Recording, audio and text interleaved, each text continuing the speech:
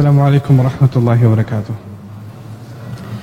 أعوذ بالله من الشيطان الرجيم. بسم الله الرحمن الرحيم. يسبح لله ما في السماوات وما في الأرض الملك القدوس العزيز الحكيم.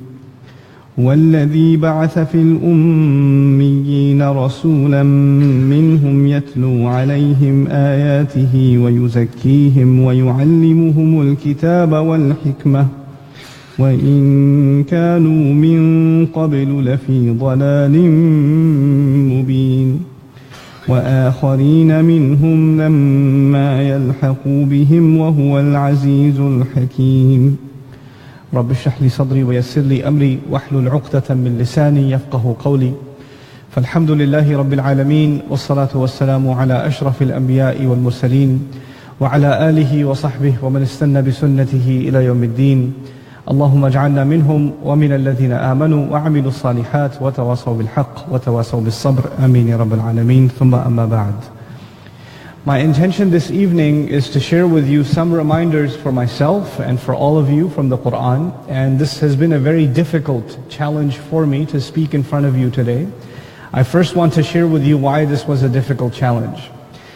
Most of the time when I speak to an audience, I'm speaking in the United States, or I've spoken many times in Europe, or I've spoken many times in places in the world where the Muslims are a minority. And when the Muslims are a minority, their challenges are different. And what they see around them, the environment is different. And when I come to a place like this, it's a completely different world for me. And it's actually very empowering for me to experience, because I'm not used to seeing Muslims not as the majority. I'm used to seeing us as the minority. And I'm used to seeing us not in a position of authority or a position of power, but really mostly in a position of weakness. So when you turn the equation and you look at it from the other side, it's very difficult to first of all think, what is the message of Allah's book that a community like this one needs? So I had to do a lot of thinking about what message I want to share with you, and inshallah ta'ala something that benefits myself and benefits all of you, because at the end of the day the book of Allah is for all times and all people and all situations. What I want to start with today, inshallah, is a simple thing, tasbih. And hopefully I'll build this idea. By the end you'll see how all of it is connected. When Allah Azza wa Jal created human beings, the angels had a problem. And their problem was that human beings, when they will come on this earth, أَتَجْعَلُ فِيهَا مَنْ يُفْسِدُ فِيهَا, someone who is going to cause a lot of trouble. He's going to do a lot of fasad, a lot of corruption. And he's going to even kill. يَسْفِكُ الدِّمَاء, he's going to spill blood. And dima is not a little bit of blood, it's a lot of blood. And safaka is used for rivers of blood. So not just a little bit of killing, a lot of killing will happen in the world. This is the concern of the malaika, of the angels. And then they offer a solution. And the solution from the angels is وَنَحْنُ نُسَبِّحُ بِحَمْدِكَ وَنُقَدِّسُ لَكَ. And we, in fact, we do your tasbih. The angels say, we do your tasbih. And we declare that you are al-Quddus. We declare that you are sanctified, you are pure. So on the one hand you have fasad, and one hand you have killing, and on the other hand you have tasbih. And you would never think these two things are opposite of each other. Fasad and killing have to do with injustice, they have to do with corruption, they have to do with people stealing from each other, or robbing each other, or invading each other, or war. That's what fasad has to do with. That's what safkud dima has to do with. But tasbih has to do with subhanallah, subhanallah, subhanallah, subhanallah, subhanallah. Tasbih has to do with dhikr inside the masjid. Tasbih has to do with salah. We begin our salah, subhanak Allahumma wa bihamdik. In ruku' subhana rabbi al-azim. In sujood subhana rabbi al-a'la. So salah is about tasbih. What does tasbih have to do with corruption? And there are so many places in the world where there's a lot of tasbih. All over the Muslim world, we make salah, we do tasbih. And all over the Muslim world, there's a lot of corruption. And there's a lot of blood that's being spilled. So we don't think of, if you have corruption, you will not have tasbih. Or if you have tasbih, you will not have corruption. That is just not the case. But when the angels spoke to Allah, they told him human beings are going to be a problem. And the real problem is they don't really have tasbih. Because we are the ones of tasbih. نَحْنُ نُسَبِّحُ بِحَمْدِكَ وَنُقَدِّسُ لَكَ. And it's almost as though the ishara, the implication here, is that if human beings were actually creatures of tasbih, if we did do subhanallah properly, then there would be no corruption. Then there would be no spilling of blood. Allah told them, إِنِّي أَعْلَمُ مَا لَا تَعْلَمُونَ. Now let me fast forward a little bit. Allah Azza wa Jal sent many prophets. And every time He sent prophets, it's the same message. Same message every time. And in a sense, you can say, it is also a message of tasbih. Because what is tasbih at the end of the day? What is subhanallah? Subhanallah is to declare that Allah is unique and only Allah is perfect. It is another way of saying La ilaha illallah, really, at the end of the day. And that is the message of all of the prophets. But the problem was, every time the prophets came and taught their message, the majority did not accept. The minority accepted. And even the minority that said La ilaha illallah, even the minority that did tasbih because they were taught by their prophets, 2, 3, 4 generations later, same problem again. Because the next generations would forget. They would become weak. They would lose some of the teachings. And eventually they would fall back into shirk again. They would forget about subhanallah again. Allah would send another prophet. And He would fix the problem for a small minority. And then they would continue. And then the problem came back again. And it came back again and again and again and again. This continued to happen throughout history. If one prophet was successful in his own time when he was alive, then you cannot say that 500 years later is still successful. Because the future generations failed. So when I look at a community like this one, before I go on, Alhamdulillah, thumma alhamdulillah, there's something beautiful happening here. There's Islam here. Our children are saying La ilaha illallah here. Our masajid are here, they're full here. But we have to think about 500 years from now. We can't just think about right now. We have to think what's going to happen later on. When this problem continued, you come all the way down to Ibrahim alayhi salam. And Ibrahim alayhi salam understands this problem. He's a genius. He understands this problem. So when Allah gave him the opportunity to ask, because He made him imam over all of the people, إِنِّي جَاعِلُكَ لِلنَّاسِ إِمَامًا, Ibrahim alayhi salam asked about the future generations. وَمِن ذُرِّيَّتِي, what about my children and their children and their children and their children? Because he understands what happens in history. The children forget. The children fall into shirk.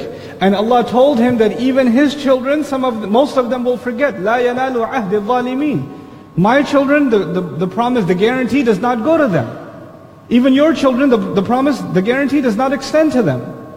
And so we get the Dua'a of Ibrahim alayhi salam, which goes back to the tasbih of the angels, actually, in my opinion.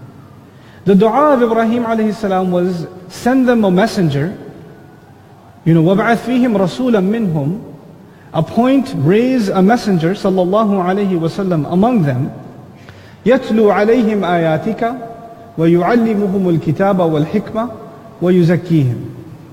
He will recite your revelation to you. This is a dua about Muhammadur Rasulullah sallallahu alayhi wasallam. I won't explain the story of Ibrahim alayhi salam, but I want you to understand something. Allah told Ibrahim alayhi salam that the future generation will have a problem. He told him already. And Ibrahim alayhi salam knows this already. And after knowing this, he asked for Rasulullah sallallahu alayhi wasallam. And Rasulullah sallallahu alayhi wasallam is described with these 4 things. What will he come and do? يَتْلُو عَلَيْهِمْ آيَاتِكَ وَيُعَلِّمُهُمُ الْكِتَابَ وَالْحِكْمَةَ وَيُزَكِّيهِمْ. He will come and he will recite your ayat, Quran. He doesn't know it's called Quran. We know that it's called Quran. That happened thousands of years later. He'll teach them the book and the wisdom. He will purify them. These simple words, Ibrahim alayhi salam understands something. If he can do that successfully, then they will take it and give it to their next generation. And they will take that and give it to their next generation. And they will take that and give it to their next generation. Which is why Ibrahim alayhi salam, I would imagine, you could think he would ask Allah for one messenger for every generation. Because that's guaranteed, you'll no problem. Every new generation, every 30, 40, 50 years, there's a new Rasul. Problem solved. But he didn't ask for Rusul. He didn't ask for messengers. He asked for just one messenger. Just one. And he knows what happens when you send just one messenger. A few generations later, everything is forgotten. But he asked not just for any messenger. He asked for a special messenger. A kind of messenger who will have a unique, a different mission than every other messenger before. And this messenger, his mission is so powerful and so unique that if people learn his mission and the way he carried his message, then the next generations will be safe. They will not lose their Islam. They will continue to grow and grow and grow and grow in their Islam. But they will have to hold on to the same formula. If they forget that formula, they will lose. We can hold on to Islam for 1,400 and more years. Easy. But we can lose it in 20 years. If we forget this formula, it'll be gone in no time. It'll be completely gone. And so, I go back, the angels said, نَحْنُ نُسَبِّحُ بِحَمْدِكَ. And nusabbihu is what's called al-fi'l al-mudari' in the Arabic language, the present tense, which means not only do we do tasbih right now, we will continue to do tasbih. So it's not just right now, we have a commitment, we'll keep on doing tasbih. And human beings, they'll do it now, they'll forget later. They'll get weak later on. What does Allah Azza wa Jal tell us about the entire world, the entire existence? In Surah Jumua'h He says, يُسَبِّحُ لِلَّهِ مَا فِي السَّمَاوَاتِ وَمَا فِي الْأَرْضِ الْمَلِكِ الْقُدُّوسِ الْعَزِيزِ الْحَكِيمِ. I won't emphasize everything about this ayah, I just want you to notice one thing. Allah says everything in the skies and the earth does tasbih right now and will continue to do tasbih. Tasbih will continue to go on. The declaration of Allah's perfection will happen in the skies and in the earth, and it will keep on happening. If all of the human beings are alive, or if all of the human beings are dead, tasbih of Allah will continue. The tasbih of Allah does not need you and me. It will continue. But there's something special about this beginning, because Allah is talking about the tasbih of Allah continuing. Not just stopping, but continuing. And when He mentions this, in the next ayah, He mentions Rasulullah sallallahu alaihi wasallam, and He mentions how will the messenger fulfill his mission that will keep tasbih of Allah going. هُوَ الَّذِي بَعَثَ فِي الْأُمِّيِّينَ رَسُولًا مِّنْهُمْ. He, Allah, is the one who sent among the ummiyin, He sent among the unlettered people. You can call them the uneducated people, the uncivilized people even. They have no big buildings, they have no big roads, they have no castles or palaces. They have no good economy. They have no oil yet. They have nothing. All they have is sand and rocks. That's all they have. He sent a messenger among them. And what does He do among those people? يَتْلُو عَلَيْهِمْ آيَاتِهِ. He recites onto them His ayat, this Qur'an.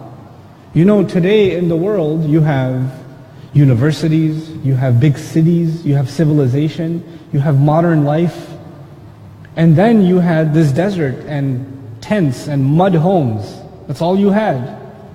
And the Qur'an came in to those tents and those mud homes. That's where it came. And that Qur'an is now still the guidance for the most modern cities and the most modern civilizations.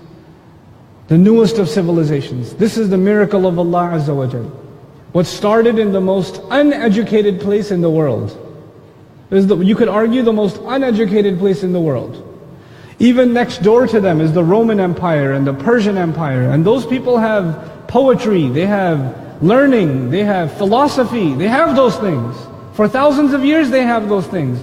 And the Arabs had nothing. They just had their shi'r and they had their lugha, and that's all they had. They didn't even have a big building. They didn't even have that. And Allah Azza wa Jal chose those people. You know, لِتُنذِرَ قَوْمًا مَا أُنذِرَ آبَاؤُهُمْ.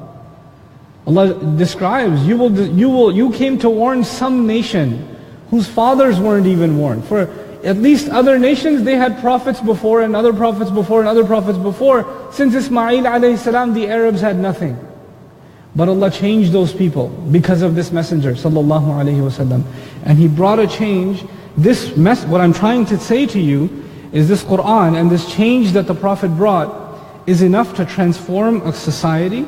And if it's powerful enough to change a society so much, it's powerful enough to keep that change. My concern for a place like in the Ummah, like a beautiful place like Perlis, or a beautiful country like Malaysia, or the Ummah like, all over the Ummah.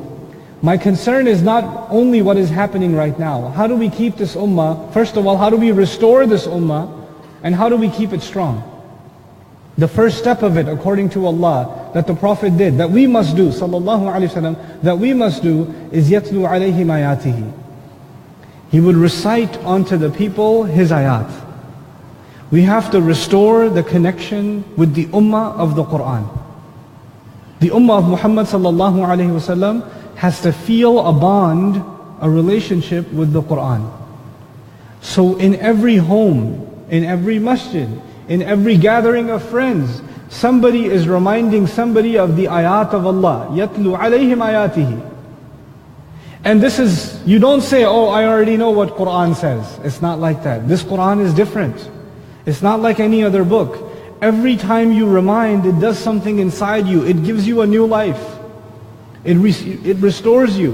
إِذَا دَعَاكُمْ لِمَا يُحْيِيكُمْ. When He calls you to what will give you life, it's as though our heart starts dying, and then you hear something from the Qur'an, it comes back to life again. And then it starts dying, and you hear something from the ayat of Allah, and it comes back to life again. So it's not like you say, oh, I already know this surah. I already heard this ayah. No. But your heart is dying. It needs to be brought back to life again. يَتْلُو عَلَيْهِمْ آيَاتِهِ. He recites onto them His ayat. And this is something that is not just, of course it's the job of the imam. Of course it's the job of the mufti. Of course it's the job of the khatib. But it's also the job of the mother, of the father, of the older brother, of the sister, in the family, among the friends, in the college, in the university, when you're sitting in a restaurant. In every opportunity possible, you share with each other something about the word of Allah. Something about what it means. And I'm talking about when we say يَتْلُو عَلَيْهِمْ آيَاتِهِ, it's important to understand that we're not just talking about you just recite something. أعوذ بالله من الشيطان الرجيم, and people are just sitting there listening. No, not just that. Because for a lot of people, they don't understand. They don't understand what Allah said. We don't just recite the word of Allah. We share the meaning of the word of Allah. The lessons in the word of Allah. That is يَتْلُو عَلَيْهِمْ آيَاتِهِ. The wisdom, the advice from the word of Allah. That is what brings the heart back to life. That will restore, and it does two things. I emphasize the heart, but there's one more thing. It changes the way the Muslim thinks. I can tell you, wallahi al-azim, when I travel, I realize something. Muslims love the Qur'an. We love the Qur'an, every one of us. But we don't think like the Qur'an. We forgot how to think like the Qur'an. The Qur'an, the more you listen to it, and that's true. If you have a friend, you listen to him all the time, he changes the way you think. If you spend time with people and you listen to them constantly, they influence the way that you think. If you're listening to Qur'an and the message of the Qur'an all the time, it changes the way you think. It changes the way you think about yourself. It changes the way you think about your neighbor. It changes the way you think about money. It changes the way you think about the future, about your children. It changes everything. And every time your thinking goes back, you hear more Qur'an and your thinking has become better again. This is why the Qur'an keeps saying, لَعَلَّكُمْ تَعْقِلُونَ لَعَلَّكُمْ تَعْقِلُونَ, so that you can think, so you can understand. Qur'an is not just about ilm or knowledge. Qur'an is about thinking, reflecting. And this is something that you have to do over and over again. You know, even knowledgeable people, sometimes they just stop thinking. And then somebody reminds them and say, oh yeah, I haven't thought about that in a long time. Their thinking can become rusty. Just because you have a muscle doesn't mean you're exercising that muscle. Quran is a means by which that muscle is exercised. We're constantly engaged and re-engaged in thinking about the word of Allah, and that's when you understand the next words, وَيُزَكِّيهِمْ. And by doing so, He purifies them. He cleans them. What does He clean? The Quran, when you hear it all the time, it starts cleaning your heart. It starts cleaning things like jealousy. It starts cleaning things like greed. You know, you have sometimes in your life, in my life, there are arguments, or there is a problem. And you have a problem in your family, or somebody's not listening to you, your son is not listening to you, and you have a big problem at home, or the husband and the wife are not getting along is a big problem, or there's a problem in the business or something. There's some issue that you're having in your life. And this issue becomes so big.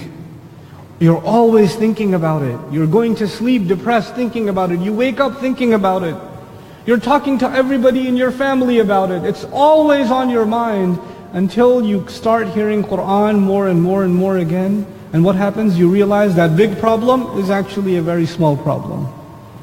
It's not that big of a problem. مَا أَصَابَ مِن مُصِيبَةٍ إِلَّا بِإِذْنِ اللَّهِ. There's no problem that ever strikes you, there's no calamity, there's no great difficulty that will ever hit you, except it's from Allah's permission. And you just become, وَمَنْ يُؤْمِن بِاللَّهِ يَهْدِ قَلْبَهُ. Whoever can have iman in Allah, Allah will guide their heart. It will put your heart at ease. This is يُزَكِّيهِمْ. You were depressed about your problem, and all of a sudden it's not that big of a problem anymore. You were so angry at someone. Every time somebody says their name, you're like, "Phew!" Get so angry when you hear their name, and now, because of Quran, your heart is not angry anymore. The anger is gone. The jealousy is gone. The memory is gone. You're thinking about much more important things. You're thinking, I think this is the worst problem. I'm going to stand in front of Allah soon. This is nothing. Not worth it. Not worth my time. What Allah does, they say in Arabic, كَبِّرْهَا تَكْبُرْ تَصْغِرْهَا صَغِرْهَا تَصْغُرْ. When you make something a big deal, it becomes a big deal. When you make something no big deal, it becomes a small problem. What does Quran do? Quran comes and gives you balance. What is worth making a big deal? What is worth keeping us? If something deserves to be small, then Quran will make it small. And something deserves to be big, Quran will make it big. And your thinking will become prioritized. This is yuzakkihim. Not only in the sense of our hearts, but in the sense of our minds. The Quran's tilawah does one more thing. About tazkiyah I want to share with you. It will constantly remind you why this is the word of Allah. You know, over time, you find in Quran, Allah says, وَإِنَّ الَّذِينَ أُورِثُوا الْكِتَابَ مِن بَعْدِهِمْ لَفِي شَكٍّ مِّنْهُ مُرِيبٍ. Generations that came afterwards, next generation, those who inherited the book from their parents, they became doubtful. They started having shak. I mean, we follow this religion, but the Buddhists, they also follow their religion, and the Hindus, they also have their religion, and the Christians, they also have their religion. There's so many religions, and they follow their religion because their parents gave it to them. And we follow our religion because our parents gave it to them. So maybe ours is okay, but I don't know, maybe theirs is okay too. Because we all got it from our parents. Maybe if I was born in a Buddhist family, if I was born in a Hindu family, I would have been Hindu. I wonder which one is right. The next generation starts having doubts. The solution to those doubts is يَتْلُو عَلَيْهِمْ آيَاتِهِ وَيُزَكِّيهِمْ. When from the early age going on, you are teaching children how to think, and you're exposing them to the word of Allah, they're not only learning how to make salah, and what dhikr to make, they are learning why. The most important question, why are they Muslim? We are not Muslim because our parents are Muslim. We are Muslim because it's al-haq. It's the truth. And the tilawah of the ayat, the message of Quran, when it's constantly being repeated, it shows you why this is the truth. حَتَّى يَتَبَيَّنَ لَهُمْ أَنَّهُ الْحَقِّ. Until it becomes clear to them, it's the truth. Every time you hear it, زَادَتْهُمْ إِيمَانًا, it increases them even more in iman. They are even more convinced it's the word of Allah. Wallahi al-azim, I've been trying to understand the Quran. It was mentioned in the introduction. I've been trying to understand the Quran since 1999. And I'm still a student of the Quran. And sometimes I'm studying Quran and I just have to stop and say, Kalamullah. Like this can only be from Allah. I have that all the time when I study it now.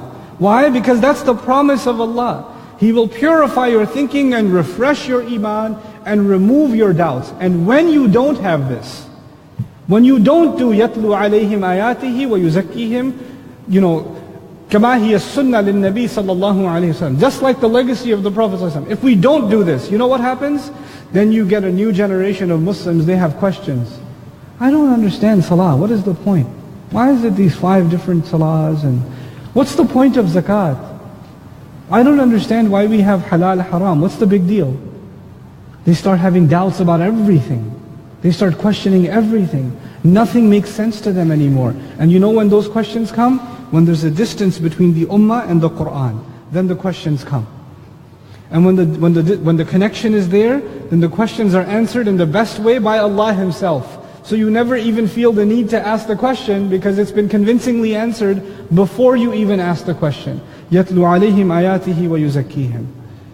He then says, this is the last 2 parts and these are different. So this first part was different, the last part is different. وَيُعَلِّمُهُمُ الْكِتَابَ وَالْحِكْمَةِ. Allah Azza wa Jal could have just said, يَتْلُو عَلَيْهِمْ آيَاتِهِ وَيُزَكِّيهِمْ. And or He could have said, يَتْلُو عَلَيْهِمُ الْكِتَابِ يَتْلُو عَلَيْهِمُ الْحِكْمَةِ. He reads the book to them. He reads the wisdom to them. No, He says He teaches the book. He teaches the book. He teaches the wisdom. So there's a different verb now. It's different from yatlu.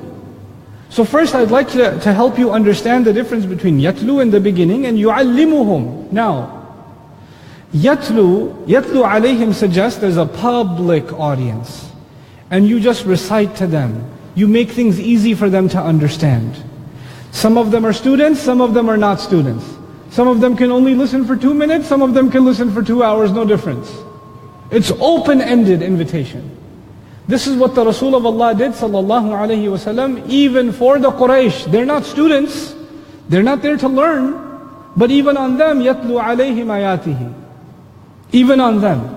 You know, this is actually, in a sense, the first two parts of this ayah are like da'wah.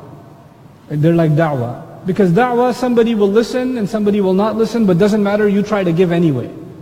Sometimes you among your friends, you share something about the Quran, some of your friends don't want to hear anything, it's okay. Something went in their ear, and maybe 6 months from now it'll grow inside their head. But maybe they won't listen right then, it's okay. This is يَتْلُو عَلَيْهِمْ آيَاتِهِ وَيُزَكِّيهِمْ. But now we're in a different phrase. We're in يُعَلِّمُهُمُ الْكِتَابَ وَالْحِكْمَةِ. Ta'aleem is 2 things. There's the muallim and there's the muta'allim. There's the teacher and there's the student. And they both have to put a lot of effort. It doesn't come without effort. Ta'aleem cannot happen easily. Like right now when you're sitting here, this actually is not ta'aleem. This is more closer to yatlu alayhim ayatihi. This is closer to that. And may Allah accept it as that. But when you say allama, then you're saying the teacher makes a lot of effort, checks on every student, to gauge their progress. Did you understand? Did you understand? And he repeats and he reviews and he tests. And the student is taking notes and studying and he's asking questions and he's memorizing and he's learning, and he doesn't understand something, he comes back to the teacher and there's constant back and forth, and it takes a long time. When you teach anything, it takes a long time. Allah Azza wa Jal says about the law of this deen. Al-Kitab here is a reference to the Sharia. In Quran, many times the word Kitab is used in the meaning of the law. Kitab Allahi alaykum, the book of Allah, meaning the law of Allah mandated upon you. Similarly, the law of fasting is Kutiba alaykum as-siyam, right? So Kitab is used many places in Quran for the meaning of law. And so Allah says He teaches them the law. What does that mean? That the Sharia of Islam, the law of Islam, you cannot just hear about it and you understand it. There is the message of Islam that's different. The ayat of Allah, different. You can just hear about them and maybe you'll still benefit. But the law of Islam, the ahkam of Islam, the mandate of Islam is serious. And you have to seriously learn to understand it, because this is actually very dangerous. You know, if you go to court, you better have a good lawyer. And a good lawyer is someone who spent a lot of serious time understanding the law. But you're not going to hire someone who says, hey, yeah, I listened to the law on the radio. I just heard it one time. I'll take your case. When it comes to the law, you need to have people that really seriously study the law. Deeply understand the law. Why? Because the law, maybe it applies in one case, but it doesn't apply in another case. Maybe it's for this group, but it's not for this group. If you don't understand it deeply, even for a judge, one case comes, he says guilty. Another case comes, he says not guilty. And for the outsiders, it looks like the same case. It's like the same exact case. Why is he saying guilty, not guilty? Because you don't understand the law. There's a different situation here and different situation there. If he explained it in detail, you would understand. Why I say this is because today people talk a lot about Sharia, about halal and haram. And I can tell you, even the Muslims, most of the time when we talk about halal and haram, we don't know what we're talking about. We don't know. We just heard something. We didn't really learn it. We just heard something and we repeat it. The genius of the Quran and the genius of Ibrahim alayhi salam, and finally the wisdom of Allah Azza wa Jal, He mentions يُعَلِّمُهُمُ الْكِتَابِ. He teaches them the law. Which means we're going to have to go to the fuqaha, the ulama, the people that study the law and spend their lifetime studying the law. And we're going to have to learn from them. And if you really want to understand it, then you have to become a student. If you don't understand some hukum, some ruling in Sharia, and you say, it doesn't make sense to me, then you have to become serious. Then you have to become a student to understand it. That's just the nature of the law. But even then, the law alone is a problem. There was a nation before us, they were also given the law. Banu Israel, they were also given Sharia. They were also given halal and haram. Quran talks about them all the time. And that nation, unfortunately, what happened was their entire Islam was just the law. For them, Islam was just halal and haram and fard, and that's it. That's all it was. So they made two things equal. Islam equals Sharia. Islam does not equal Sharia. What is happening in this ayah? يَتْلُو عَلَيْهِمْ آيَاتِهِ. That's not the law. وَيُزَكِّيهِمْ. That's not the law. وَيُعَلِّمُهُمُ الْكِتَابِ. That's the law. And then al-hikmah at the end, that's still again not the law. The law is part of Islam, but it's not all of Islam. It's not all of Islam. What happens in the ummah when we forget this teaching of the Quran, we go around trying to implement the law of Islam. Force people to accept the law of Islam. Tell people this is haram, you cannot do this, or this is fard, you have to do this, etc. And the people say, why? Why should I do it? I don't want to do it. You know why they ask why? Because يَتْلُو عَلَيْهِمْ آيَاتِهِ وَيُزَكِّيهِمْ hasn't happened. You cannot just go straight to the law. There's a process. Step 1, step 2, step 3. That's what Quran is teaching us. You want the law in the land? You want the law to be followed by the believers, even the Muslims? Then first you have to follow the steps. And even if you're following the law now, how will you make sure the next generation will love the law? Not just follow the law, love the word of Allah. Love the ahkam of Allah. Because if we don't love what Allah gave us, if we follow it and we don't like to, if we follow it, we don't like to, that's called nifaq. يُنْفِقُونَ وَهُمْ كَارِهُونَ. They spend but they hate it. What's the point? If we don't love salah, if we don't love zakah, if we don't love halal, then there's no point. And so how do you instill that love is those first two steps. But now I get to hikmah. وَيُعَلِّمُهُمُ الْكِتَابُ وَالْحِكْمَةِ. Hikmah is many things. I just want to highlight a couple of quick things for you. The first of them is hikmah means in the way in which you will do the kitab, meaning apply the kitab. The faqih, the judge, the ruler, the imam, even the head of the household, when he's going to make a judgment according to the kitab, he needs to use a lot of wisdom. He cannot just, this is the rule, that's it. Wisdom will have to be applied. So that's one easy implication of al-hikmah. But the other interesting meaning, there's lots of meanings of al-hikmah. Hikmah, what I could share with you here today, how does the Quran talk about hikmah? And if you really want to understand this, I will give you two words, and you have to remember the comparison between these two words, and inshallah ta'ala we're done. The first word is the law, I've been talking about that. And the second word is morals. Morals. You have, for example, there's a law, there's a red light on the street. When you get to the red light, you have to stop. That is the law. If you keep going, you broke the law.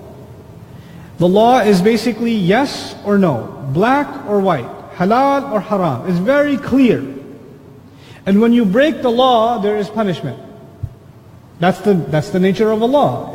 If you broke a law and there is no punishment, then it's not a law.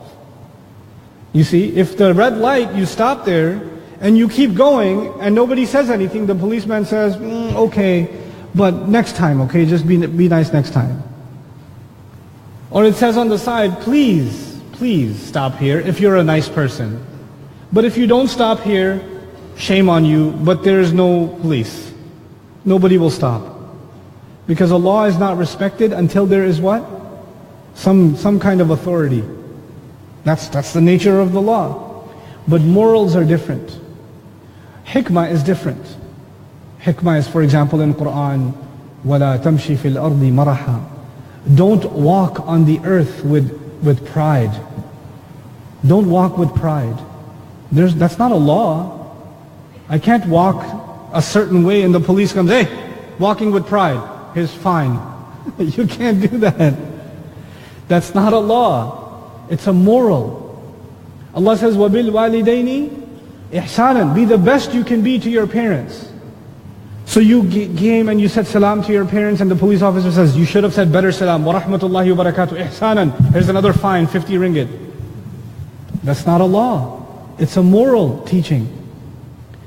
You know, Allah says in Quran, He says in ayat wasaya Luqman gave his son hikmah. وَلَقَدْ آتَيْنَا لُقْمَانَ الْحِكْمَةِ. And he gave that hikmah to his son. And he says it to his son, you know, وَغْضُضْ مِنْ صَوْتِكَ. Lower your voice. إِنَّ أَنْكَرَ الْأَصْوَاتِ لَصَوْتُ الْحَمِيرِ. The ugliest sound is the sound of a donkey. Lower your voice. Lowering the voice is not the law. I'm raising my voice right now. Right? That's not the law. And you can't say, you're sitting in a restaurant, you say, hey! And then the Sharia police comes and says, 50 ringgit, Inna ankara laswati la sawtul hamir. And you get a donkey sticker. No, there's a difference. Islam gave us two things. Islam gave us laws, and actually very few laws. And Islam gave us a lot of morals, a lot of hikmah. ذَلِكَ مِمَّا أَوْحَى إِلَيْكَ رَبُّكَ مِنَ الْحِكْمَةِ. This is what Allah gave you out of wisdom. Now wisdom is a few things. The iman that we have, iman in Allah, iman in the akhirah, iman in Rasulullah sallallahu alaihi wasallam, iman in all of the Rasul, iman in the ghaib, that's all part of hikmah also. That's also hikmah. And then the moral teachings are also hikmah. And we're learning now that you cannot just learn the law. You have to learn the law and the morals. You have to learn the law and these other teachings together. And that's why they're combined. يُعَلِّمُهُمُ الْكِتَابَ وَالْحِكْمَةِ. You know, a lot of times people have a question, and nowadays the way people ask a question is very interesting. Especially young people come and ask a question. They'll say, is Facebook haram? Or are movies haram? Is music haram? Is every question haram, haram, haram, haram, haram. And if you say, well, let's talk, no, just tell me haram or not. And then because it's the law, it's complicated, it needs a complicated answer. They're like, oh, so it's not haram, which means it's halal. You know, a lot of times it tells you that we think only in terms of the law. Like Islam, all it is the law. You know? And has nothing to do with wisdom. These questions are not about kitab. They're actually about what? Hikmah. A lot of these questions are about hikmah. Some girl came to me one time. Her mother said she goes out with her friends all the time. She doesn't listen to me. So she says, the girl says to me, is having friends haram? And I said, okay, let's sit down and talk. I said, are you allergic? And she said, yes, I have allergy to peanuts. I said, here, have some peanuts. I'll get you some peanuts. No, I'm allergic. I was like, but it's not haram. Eat it. Peanuts are haram or no? You can eat them. Why aren't you eating them? That's a bad idea. She says, that's a bad idea. I was like, exactly. Sometimes something is not haram, but it's still a bad idea. That's called hikmah. Not all of Islam is law. A lot of Islam is, here's a good idea, here's a bad idea. Don't be arrogant when you walk. That's a bad idea. Don't raise your voice at people when you're having a normal conversation. That's a bad idea. It's wise to keep your voice low. Deal with your parents in the best way. This is a good idea. And if you don't do that, that's a bad idea. That's hikmah. It's the higher kind of common sense. So this is the practical map of the religion that was given to Rasulullah sallallahu alaihi wasallam. And this, when you teach it this way, notice where it began though. You don't begin with hikmah. You begin with yatlu alayhim ayatihi. Why? It's all, one last time I'll share with you why, and add some new things. You begin with yatlu alayhim ayatihi because with yatlu alayhim ayatihi, the iman is calm. Now you know this is from Allah. You don't question that anymore. Now you're ready to listen. And now that, because إِذَا تُلِيَتْ عَلَيْهِمْ آيَاتُهُ زَادَتْهُمْ إِيمَانًا. When ayat are recited, the ayat are read onto them, it increases them in their iman.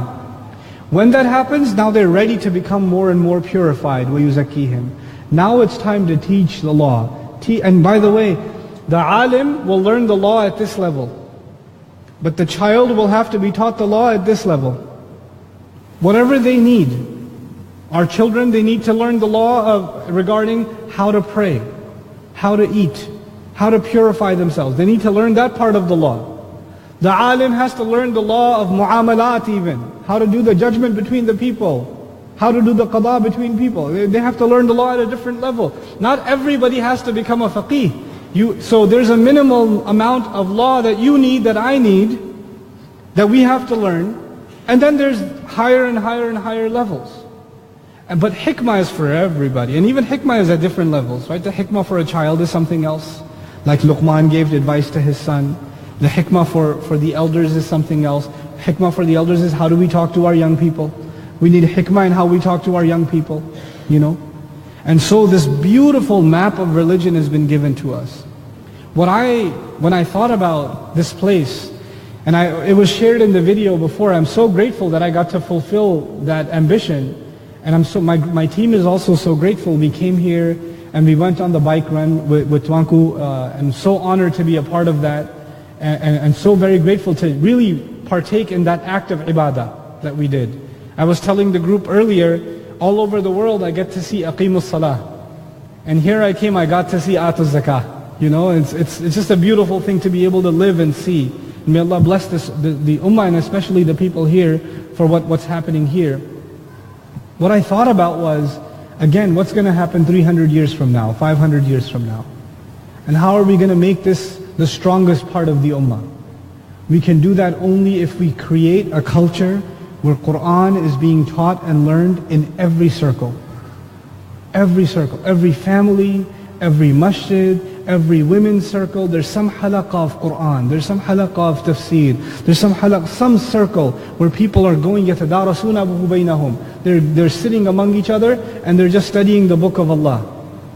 Like the Prophet ﷺ describes, when people do that, any home of Allah, any house of Allah, fi baytin min buyutillah, when they're sitting there and learning the book of Allah, illa nazalat alayhim al-malaika, you know, angels come down. Haffat alayhim al-malaika, haffathum al-malaika. Angels surround them, and tranquility, peace descends on them. You know, and this is important to understand because it goes back to the word of the angels.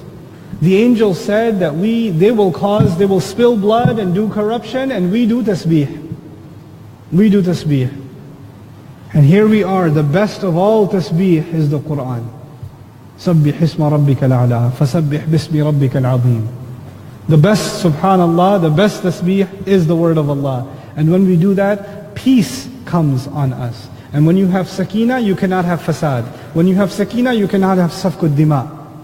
You know, this book will protect not only your personal life, it'll protect the ummah itself.